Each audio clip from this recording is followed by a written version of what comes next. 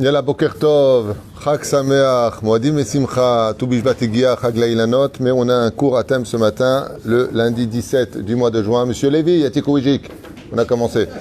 Et le Tou Bishvat, puisque c'est la date. Alors nous sommes le mardi, Bezrat Hashem, 17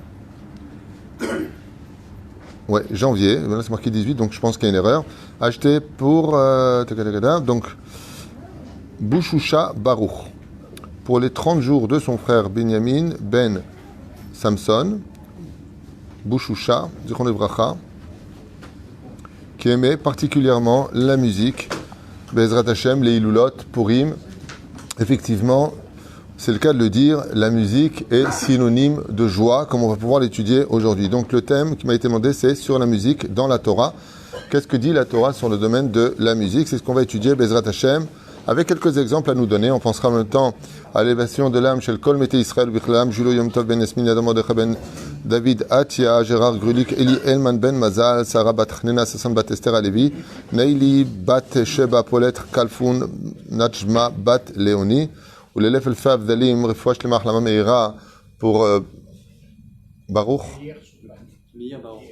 Meir Baruch Ben Mazal, Bezrat Hashem, Refouach Lemach Lama Meira, Baruch Soufan Ayakar Meir, איפה אתה מאיר? מאיר בן רות סופן היקר, מורתימי שרת על בת פרת מרים, ינאי בן אסתר, חי לברכה בת ויטנה שרון, ינון חי בן רותי חיה רוחמה, אסתר בת רבקה היקרה, שמואל שלמה בן ז'ואן, יונה חנה, רבקה בת אסתר, אסתר בת מריאן, מרים, נועם, נתן בן שרה. J'espère qu'il va beaucoup mieux. Meir, Baruch, Ben, Sharon, Mazal, Bechol, Chol Israël, bien entendu, une grande atzlacha pour vous tous. Et on commence ce shiur sur le shir, Shirot Vetishbachot, Be'ezrat Hashem. Le monde a été créé pour le chant. Voilà la conclusion de la Torah. Vous avez 4 niveaux dans un Sefer Torah. Vous avez donc les lettres qui sont écrites noir sur blanc. Vous avez ce que l'on appelle le Nikud, les Nikud, c'est-à-dire la grammaire de la ponctuation, qui est un autre niveau, qui correspond donc au Yud Kevavke, les 4 dimensions. Vous avez ensuite les Te'amim, les couronnes. Alors vous avez des petites couronnes au-dessus des lettres, vous avez les lettres elles-mêmes, vous avez la ponctuation, et vous avez les Te'amim. Et nos Chachamim nous apprennent que le plus haut degré, au-delà des lettres, au-delà de la ponctuation, au-delà des tagines, des couronnes qui se trouvent au-dessus des lettres, vous avez les Te'amim, c'est-à-dire le chant. Et bizarrement, même si Al-Pi Alacha, on ne reprendrait pas une personne qui s'est trompée de ta'am, au lieu de faire un talcha, il a fait un ravia, par exemple, on ne le reprendra pas pour cela, mais il faut savoir que le chant est primordial et qu'au niveau des 4 systèmes du Sefer Torah, des 4 fonctions de la lecture du Sefer Torah plutôt, eh bien, les ta'amim sont les plus élevés. D'ailleurs, le mot ta'am veut dire du goût. Ce qui donne du goût à la vie, c'est justement le chant. Et la Torah nous en parlera du début à la fin, comme par exemple le livre le plus saint de tous les saints des 24 livres de la Bible s'appelle le Shir HaShirim, le chant des chants. Ce qui fait qu'une fois de plus, Akadosh Baruch Hu Mamash ponctue dans l'ensemble de sa Torah l'importance du chant, comme on va le constater au fur et à mesure de ce shiur, petit à petit, Be'ezrat Hashem. Ou frère David Amelech Alav Shalom a écrit aussi les psaumes, les Teilim, et on nous conte là-bas cette fameuse histoire de fondation du Beth Amikdash où le roi David a creusé un peu trop bas et il est arrivé au Tehom, c'est-à-dire il est arrivé en bas des sources de nappes d'eau qui sont proches du magma. Donc il a creusé vraiment très très profondément.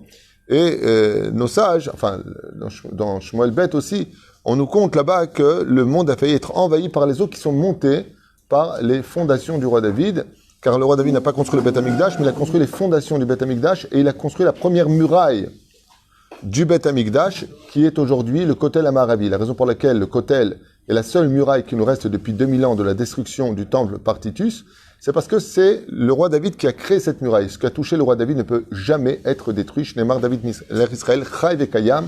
Tout ce qu'il est, lui, était Chai, et tout ce qu'il a construit est Kayam. Donc, est existant.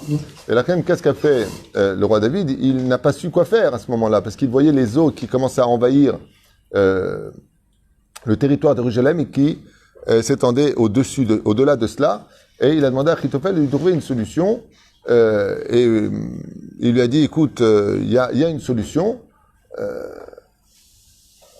écris le nom d'Hachem et jette-le dedans.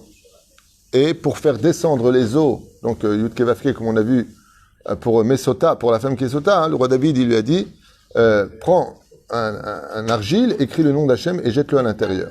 Mais on peut effacer le nom de Dieu. Et il a dit oui, mais pour sauver un couple, Dieu est prêt à effacer son nom, à plus forte raison pour sauver le peuple.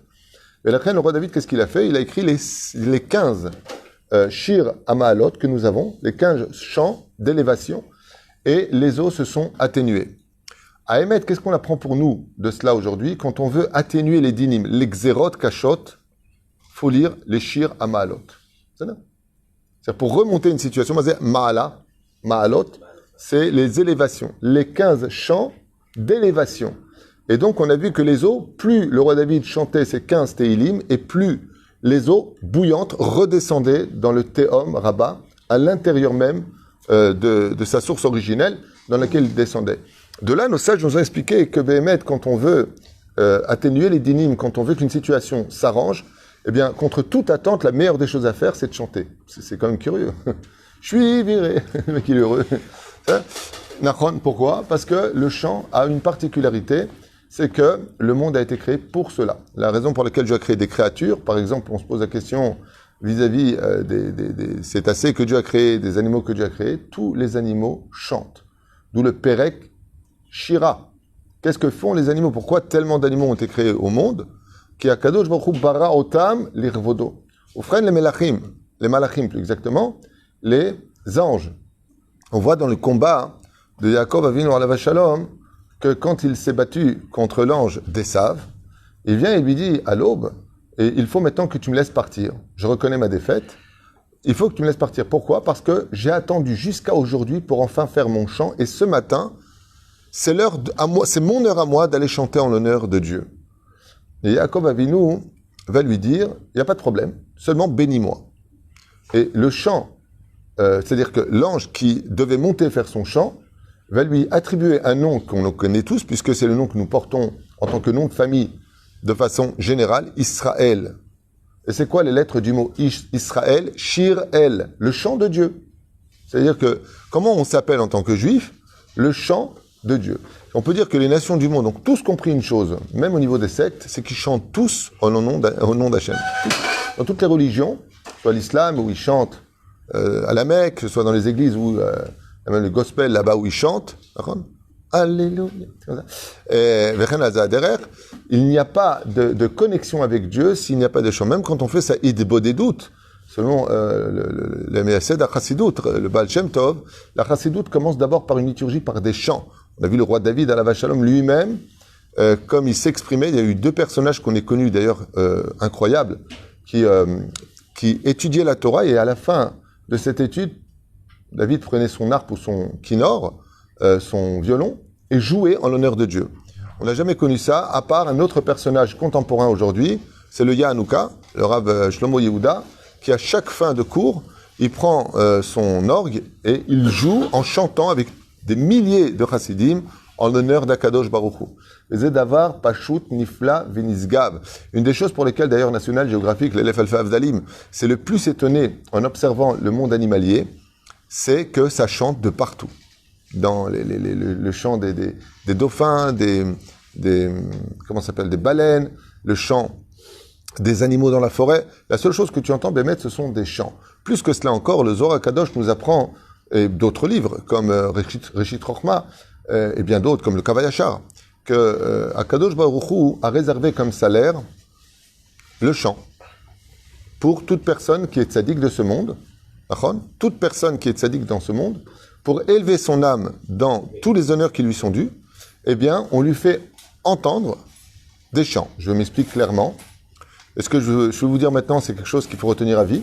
Quand vous faites une mitzvah, vous créez un ange. Et qu'est-ce qu'il fait cet ange? Il chante en l'honneur de Dieu.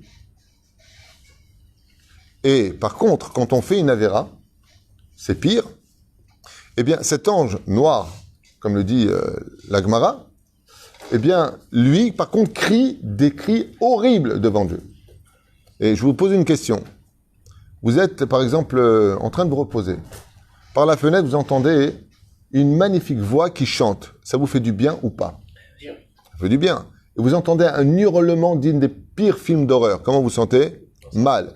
C'est bidou kainyan. Devant le trône divin, retenez-le à vie ce que je vous dis. Chaque fois que vous ferez une mitzvah, chaque fois que vous faites une mitzvah, vous créez un ange blanc qui se met à chanter en l'honneur de Dieu.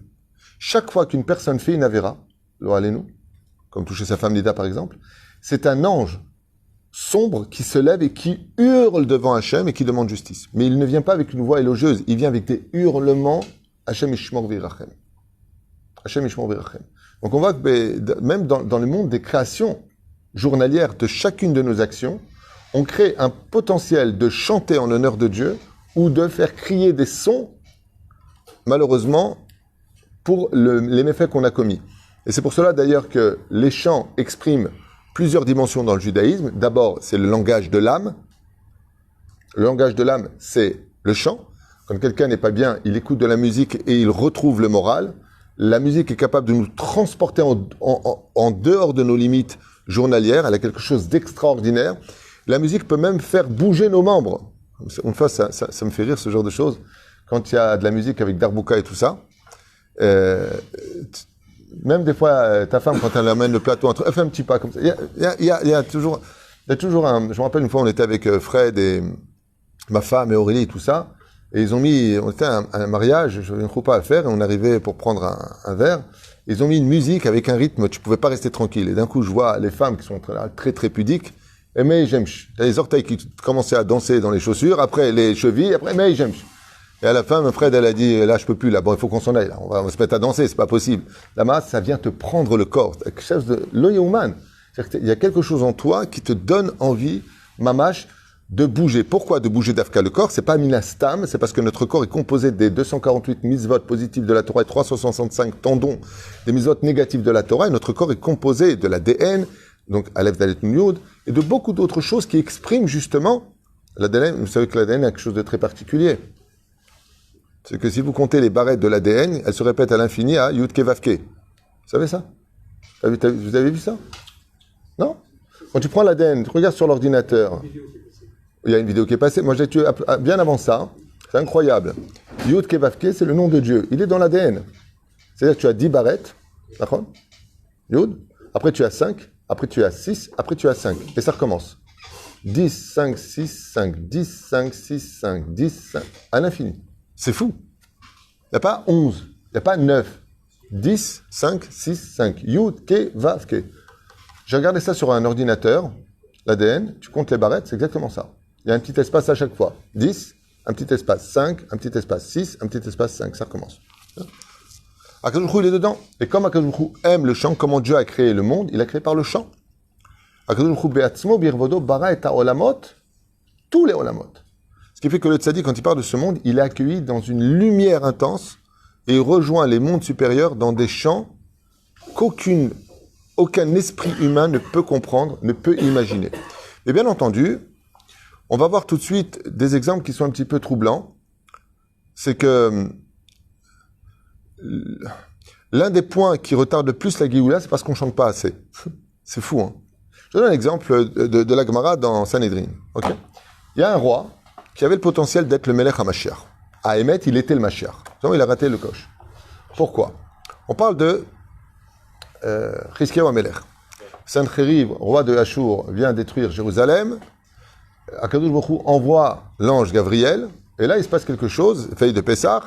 Il y a plusieurs explications. Il y en a qui disent qu'il a brûlé les âmes de l'intérieur comme un micro-ondes, de millions de soldats, ou peut-être des centaines de milliers, bon, un million, peu importe. En tout cas, ils ont vidé un fleuve en le traversant, avec leurs habits. Imaginez combien il faut de personnes pour passer et vider un fleuve. Comme ça dit la Gemara. Donc, appelez ça des centaines de milliers. Ils sont tous morts, Perek Echad. En une nuit, ils sont tous morts. Et il y a deux tamim qui sont rapportés par nos sages. Il y a plusieurs tamim, mais j'en citais deux exactement. Deux raisons. La première nous dit que ils ont été brûlés par l'ange Gabriel, veille de Pessah, qui renouvelle la tvoa dans sa racine, c'est-à-dire sous la terre. Donc, à l'occasion, puisqu'il brûlait, renouvelait les racines, il a en même temps brûlé les âmes. Deuxième explication, étant donné qu'à Pessah, c'est la nuit, la Gada de Pessah qui se chante. Donc l'important de toujours chanter le kiddush, chanter les prières. Rabbi Nachman, il dit, si tu veux que ta prière soit reçue, il faut la chanter. C'est-à-dire, les Teilim, il faut les chanter. Au moins un petit air. Même si tu n'es pas chanté, tu manques pas d'air. C'est-à-dire, un petit truc. Un chouïa Shir la malot, esaena el harim, ani yavo ezri me'im adonai, ose shamayim va'aretz. Un petit truc comme ça. La Mida aussi. Hein? La Mida aussi. La Mida, tu peux la chanter aussi. Seulement, faudrait pas finir avant qu'on ferme la synagogue, quoi. Hein? Peut-être finir avant. Avala emet, ken. Quand tu parles à Hachem, le ta'am, ce qui donne du goût à la parole, c'est la façon dont tu chantes. C'est pour ça, d'ailleurs, que vous avez remarqué que les larmes, quand on parle à Dieu, s'accompagnent toujours de mélodies. On ne pleure pas sans mélodie, c'est impossible. Sinon, c'est un silence. D'accord ? C'est le lignan du chauffard. Tout, même le désarroi le plus important, s'accompagne toujours de Shirot et Tishbachot. Qu'est-ce qui s'est passé avec le roi ? Eh bien, quand le lendemain, il s'est rendu compte que des milliers, des centaines de milliers de corps étaient sans vie, qu'est-ce qu'on fait la prière de Shacharit le matin ? On fait le Hallel, le fameux Hallel, qui est d'une importance capitale de Pessah. Et d'un coup, on voit qu'il s'est disqualifié. Akadosh Baruch Hu lui a dit, Zéou, tu viens de rater l'occasion de te dévoiler en tant que Mashiach. Quelle faute avait-il fait ? Absolument aucune. Il n'a pas chanté. Il n'a pas récité le Hallel. Impossible de dire une chose pareille. Il n'a pas chanté. Ouais. Impossible de dire, il est impensable que Chizkiyahu HaMelech, tu sais de qui on parle ? On parle de Chizkiyahu HaMelech. C'est-à-dire que tout ce qu'on sait tous aujourd'hui en Torah, lui, il le savait à l'âge de 5 ans. C'est-à-dire, on parle de Chizkiyahu HaMelech. On parle du summum du summum. C'est le Yehumad. Je crois que lui va oublier de lire le Hallel. Et Lama, vous n'allez pas me croire, la déa qui est donnée sur la faute, c'est qu'il a lu le Hallel et il n'a pas chanté. Comme il n'a pas chanté en l'honneur de Dieu, Dieu lui a dit, tu viens de rater la Géoula. C'est un truc de fou. Pour vous dire à quel point le chant est crucial dans les mondes supérieurs. C'est-à-dire qu'Akadosh Baruch Hu lui a dit, tu m'as déçu. Et le fait d'avoir lu Hallel sans le chanter, il lui a dit, tu viens de rater l'occasion de te dévoiler. D'accord ?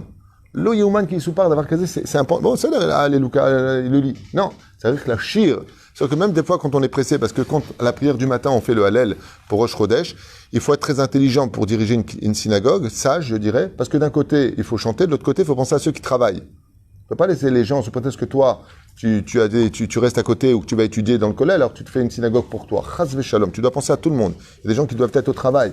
Donc tu dois et chanter et en même temps finir à l'heure pour que les gens puissent s'organiser, on puisse apprendre. Ils ont des choses à faire. Azma aussi, au lieu de faire chanter tout le monde, des fois c'est long, le Chazan, il fait un peu plus vite seul, mais il le chante, toujours en chantant. Regarderez Kawel Moshe, En d'avoir casé qu'on chante pas.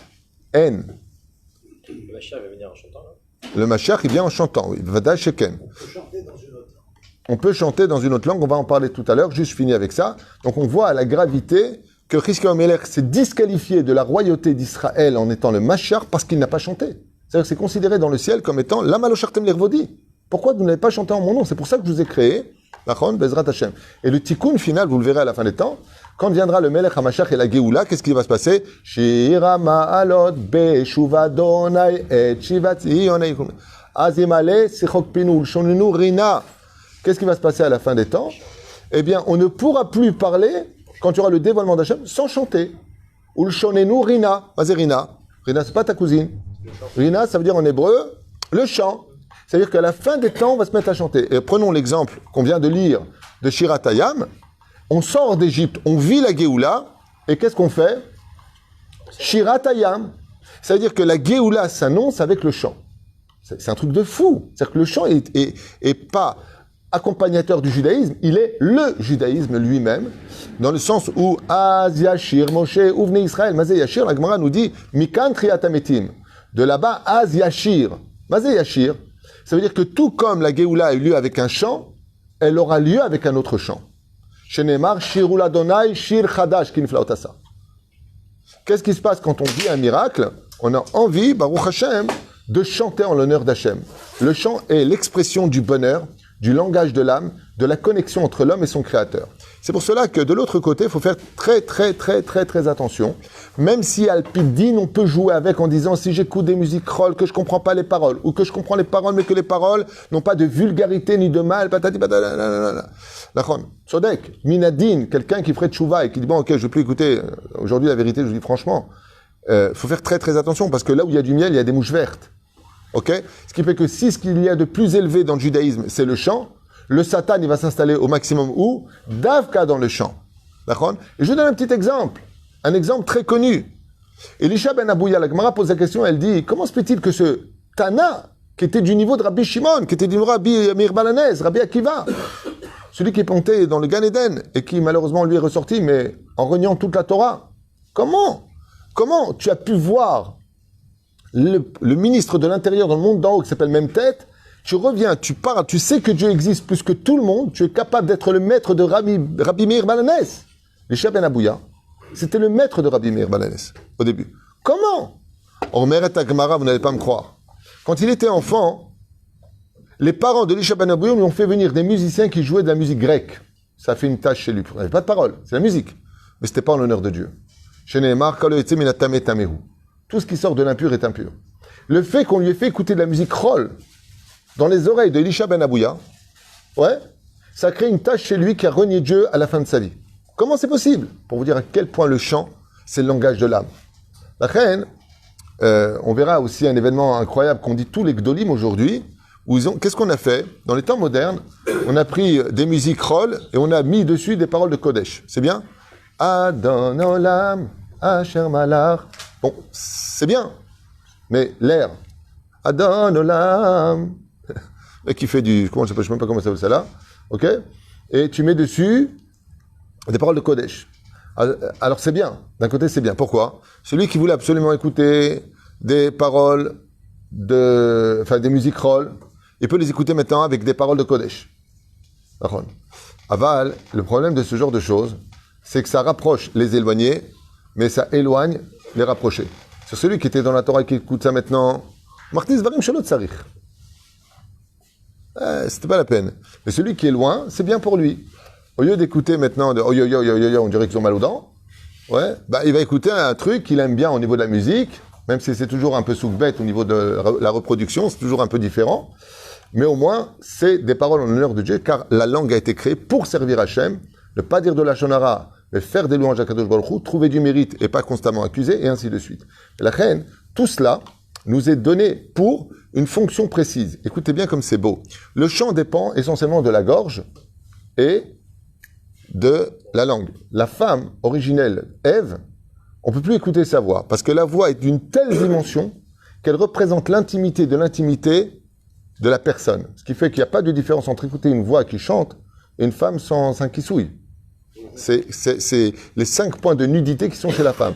Écouter la voix d'une femme qui chante, c'est considéré comme si on l'a vue nue. C'est un truc de fou. Pourquoi? Parce que ça vient de son intériorité. Lama, parce qu'elle a parlé avec le serpent. La femme s'est disqualifiée de chanter devant les hommes. Pourquoi? Parce qu'elle a fauté avec le serpent originel. C'est-à-dire que, qu'est-ce qu'elle trouvait à Kajourou comme tikkun de la femme? Elle ne peut pas chanter devant un homme. Il faudrait qu'elle fasse comme Myriam, elle prend des toupim pour couvrir sa voix.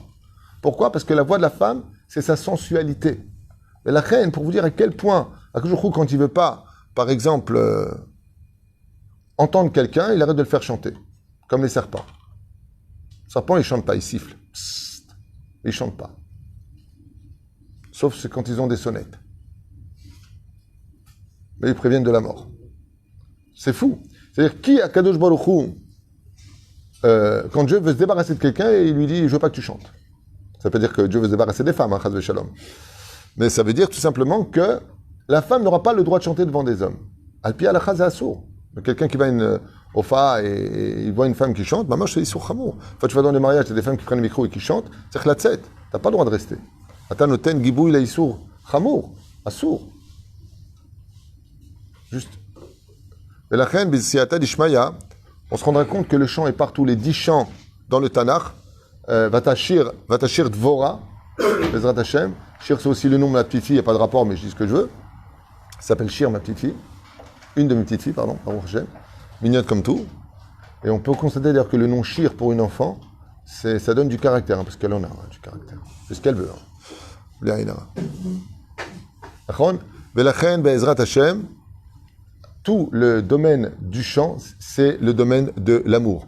D'ailleurs, je vous ai une anecdote que j'avais appris, je crois que c'est du Rav Pachter, à la Vachalom, c'est que quand on appelle une personne en français, avec amour, il y a un mot pour ça, chéri. Et c'est chéri, ça veut dire mon chant. Ça vient d'une racine hébraïque. Bon, peut-être que ça vient d'un grec, tu vas me dire je sais pas quoi, mais en tout cas dans l'hébreu, puisque le Rav Pashter nous avait appris que toutes les langues viennent de l'hébreu, tout comme toutes les terres viennent de la terre d'Eretz Israël. Ça fait un peu misogyne, mais c'est ce qui a marqué. Toutes les paroles qui ont été créées dans le monde, dans toutes les langues, viennent d'une racine hébraïque. Et le Rav Pashter était un spécialiste de ça. J'avais eu un cours magnifique de lui. C'était impressionnant de retrouver les racines hébraïques dans chacune des paroles, que ce soit française, anglaise ou autre. Et le mot shir, chéri, c'est mon chant à moi. C'est-à-dire quand tu aimes quelqu'un, tu chantes pour lui. On en a fait souvent des théâtres avec ça, le mec qui chante sous la fenêtre de la femme pour lui exprimer son amour. Les plus belles chansons sont les chansons d'amour en général. D'accord ? Shir Hashirim Asher dit Shlomo. Khanal Zaderer. Ken, je t'écoute. Oui, on parlait beaucoup du chant. Je trouve tout de même que la musique, c'est un autre niveau. C'est la voix qui chante, c'est-à-dire qu'il y a des notes de musique. Or, les Lévites chantaient au Beth Amikdash. C'est très bien de l'avoir rappelé. On ne peut pas rencontrer Dieu sans passer. Je reviens, heureusement que tu l'as dit parce que j'avais oublié cette Nekuda que tu viens de rapporter qui est très importante. Monsieur Lévy, ici, professeur Lévy Ayakar, il a toujours de très bonnes questions. Il a relevé un point important. Où est-ce qu'étaient les musiciens? Vous savez qu'au Beth Amikdash, il y avait les Lévi'im. Et quel était le rôle des Lévi'im, hormis le fait de servir les Kohanim? Ils chantaient. Ils chantaient sur le parvis, sur les marches du Beth Amikdash. Pour aller au Beth Amikdash, tu ne pouvais pas rencontrer Dieu sans rencontrer le chant. C'est fait méode. C'est fou. C'est-à-dire que tu vas rencontrer Hachem, une synagogue où il n'y a pas de cantor, de chazan, c'est bayati, beyoter. Alors c'est quoi la question? C'est qu'on a perdu la musique. Les solfèges, on n'en faisait pas. L'instrument de musique a des notes. On a tout perdu. Et il se trouve aujourd'hui qu'il y a des recherches qui sont faites pour savoir quelle était la musique que composait David par rapport à ses instruments de musique. Ah, ok. Bezrat Hashem. On a le chant, on n'a pas la musique. Ce que je sais de cela, c'est que le roi David jouait d'un instrument qu'aujourd'hui, sur le domaine rationnel, c'est impossible de jouer. Parce que je crois qu'il jouait avec un 8 cordes, si je ne m'abuse. J'avais lu ça. Et, c'est l'art? Non, il n'y a plus de 8 cordes, là. La 8 cordes, elle est pauvre, ça. C'est quoi le 8 cordes? Hein? 8 cordes. Ah, 8 cordes. Il y a des appareils aujourd'hui pour les oreilles. Le beacon, c'est un investissement. On n'a rien compris. Et la reine Bezrat Hashem, jusqu'à aujourd'hui, il faudra faire attention, j'insiste beaucoup sur cette Nekuda, que tout comme la musique est un des plus hauts degrés, une des plus grandes dimensions de la connexion entre l'homme et son créateur, faire très très attention de comprendre que la musique roll aussi peut éloigner l'homme énormément de la Kedusha. Énormément de la Kedusha. Et la reine, si une personne doit chanter ou écrire des chants, par exemple le Shabbat Kodesh, qui est une dimension qui comprend toutes les fêtes à l'intérieur, basé, dit le Harizal, Shabbat, Shin, Bet, Taf. Basé, Shin, Shirim, Be, Shabbat, Ta'anug. Qu'est-ce que Dieu attend le plus à une table de Shabbat? Que l'on chante en son honneur. Tidou lachem, Kama Chashub la Shir en l'honneur d'Hachem. J'avais raconté que le Rav Shach, on lui avait posé la question, pourquoi ton fils n'est pas arrivé à ton niveau? Il a dit, parce que j'étudiais tout le temps à la table de Shabbat, mais je ne chantais pas à table. Et étant donné qu'il ne chantait pas à table, j'ai pas eu le mérite d'avoir un fils qui soit dans la Torah Mikan. Le Rav Shach a dit et a mis en garde, si vous voulez des enfants qui aiment le Shabbat, si vous voulez des enfants qui aiment la Torah et qui s'investissent, chantez à la table du Shabbat. Chantez, encourage un Neshama à se débarrasser des clipotes pour retrouver la lumière de la Torah et des mitzvot. Bezrat Hashem. Ken. Juste un instant. Je n'ai pas une question. Alors ça veut dire qu'il y a toujours dans une synagogue où des gens qui chantent mieux que d'autres ou qui ont des plus belles voix. Pourquoi? Parce qu'ils sont préférés de Hachem ou parce que non. Le chant a une importance? Non. D'abord et avant tout, on peut avoir une sale voix et l'améliorer. Il faut faire des cours de chant. Il faut savoir chanter. Je connais des gens qui, même aujourd'hui, sont de grands chanteurs et qui avaient, ils le disent eux-mêmes, une voix de casserole et aujourd'hui, ils savent chanter. Deuxièmement, ce qui compte, ce n'est pas ce que Dieu t'a donné avec ton potentiel. Il est sûr que si tu as une belle voix, il faut en profiter et l'utiliser en l'honneur d'Hachem. Dieu va te le demander à la fin des temps. Je te donne une belle voix, qu'est-ce que tu en as fait avec? Que des disputes avec ta femme et la famille. C'est pas intelligent. La reine, celui qui n'a pas le potentiel de bien chanter, eh bien il accompagne les autres, c'est tout. Ce qui compte, c'est le chant du cœur. C'est-à-dire, encore une fois, je ne veux pas vous embêter avec ça, mais Nissim Lelouch, à la Vachalom, qui n'avait pas spécialement une belle voix, il écrivait tout le temps des paroles au nom de Shabbat, Kodesh. Bon, ça n'allait pas très loin. Mais jusqu'à aujourd'hui, on est en 2022, il est mort depuis plus de 14 ans et ce chant ne me quitte pas. Pourquoi? Parce qu'il a chanté de tout son cœur. Ce qui compte, c'est pas d'abord la plus belle des voix. Parce qu'au sein d'Hachem, la plus belle des voix, c'est celui qui chante de tout son cœur en son honneur. Et ça, c'est la plus belle des voix. Quelqu'un qui chante Comme d'ailleurs, on raconte que le Baal Shem Tov, Zecher Tzadik Vekadosh Ivracha, un jour, il rentre dans une bête à Knesset et il se met à genoux pour rentrer. Je lui dis, c'est pas une église. Il dit, non, je me mets en genoux parce que le plafond, il va pas plus haut que ça. Ils n'ont pas compris, parce que le plafond, il monte à 7 mètres de hauteur. Et le Baal Shem Tov, il a dit non. Vous voyez un plafond de physique. Moi, je vois un plafond spirituel. Le plafond, il fait à peine 1 mètre. Donc, c'est pour ça que je rentre accroupi comme ça. Et on lui a posé la question pourquoi. Il a répondu, le Baal Shem Tov, parce que le Chazan qui chante a une très belle voix. Le problème, c'est que son seul désir, c'est de la faire entendre aux femmes qui sont Bezrat Nashim. C'est-à-dire que son kiff à lui, c'était de savoir que les femmes disaient « Waouh, quelle voix, j'adore, quelle bombe !» Étant donné qu'il ne chantait que pour la Sitra Hara, et la prière ne montait pas plus haut qu'1 mètre du sol. Car Mouva Bassefer chez nous. Donc il a mis en garde, il est parti voir le Chazan, il a fait faire tchouva, et il s'est mis à chanter en l'honneur d'Akadosh Baruch Hu. Encore une histoire avec le Baal Shem Tov. Un jour, pour ce que tu viens de dire, répondre à cela, un jour le Baal Shem Tov a dit à ses élèves, venez voir ce que c'est un vrai Eved Hashem. Qu'est-ce que c'est un vrai serviteur de Dieu? Bekitsur, il a pris le carrosse, il les a tous emmenés, ils sont arrivés dans une plaine, ils ont marché pendant 2-3 kilomètres, et à ce moment-là, le Baal Shem Tov leur a demandé de se cacher derrière les arbres, dans la pelouse, et d'attendre. Est arrivé un berger avec ses troupeaux, qui les faisait paître, et puis à midi, bidjouk, au moment où il faisait le plus chaud, eh bien, ce berger s'est mis à faire plein de calipettes et à chanter avec sa voix complètement de casserole, en l'honneur d'Hachem. Dieu, je t'aime, Dieu, je t'adore, des trucs comme ça. Je ne suis rien, mais c'est tout ce que je... Et à la fin, il s'est accroupi, effondré sous le soleil, et il a dit, Ribono Shel Olam, maître du monde, j'ai jamais appris la Torah, j'ai jamais appris les mitzvot, mon père n'avait pas de quoi payer quoi que ce soit. Aujourd'hui, je suis berger, et la seule chose que je sais faire, c'est dire ce que j'ai dans mon cœur, de te le chanter en faisant de calipettes. Le Baal Shem Tov, quand il a regardé ses élèves, il avait des torrents de larmes qui coulaient de lui. Il a dit, ça, c'est un vrai Eved Hashem. Et pourtant, il a fait ni un Talmud, ni une Mishnah. Mais son chant, il a donné à Dieu, et ses efforts physiques, il a fait des calipettes, bon, c'est un peu stupide à entendre, il a fait des calipettes jusqu'à s'effondrer de fatigue, ses membres ne pouvaient plus le tenir. Il a dit à Dieu, j'ai été jusqu'au maximum de ce que je pouvais faire. Et là, le Baal Shem Tov, il dit, allez, va, que nous, on travaille Hachem avec nos connaissances, comme lui vient de le faire, avec ses connaissances à lui. Mais qu'est-ce qu'on a vu que ce berger-là, qui n'avait pas de Torah en lui, qui connaissait même pas une halakha, il avait une chose, c'est qu'il savait que Dieu aimait les chants, il l'a mis à son service avec sa voix de casserole. Et c'est exactement ce que veut Hachem. Quelqu'un qui vient à la Beth Knesset et qui s'efforce de chanter, d'accompagner, pour Bezrat Hachem, enjoliver l'histoire, eh bien, il faut savoir une chose, c'est que ce qui donne de la lumière, c'est le contraste. Et donc, quand il y a plein de chants qui chantent en l'honneur d'Hachem, c'est dommage, par exemple, quand on chante les Chadodi, des fois, il y a des gens qui parlent pendant les Chadodi. Chaval. Nagdishar Venaritzach.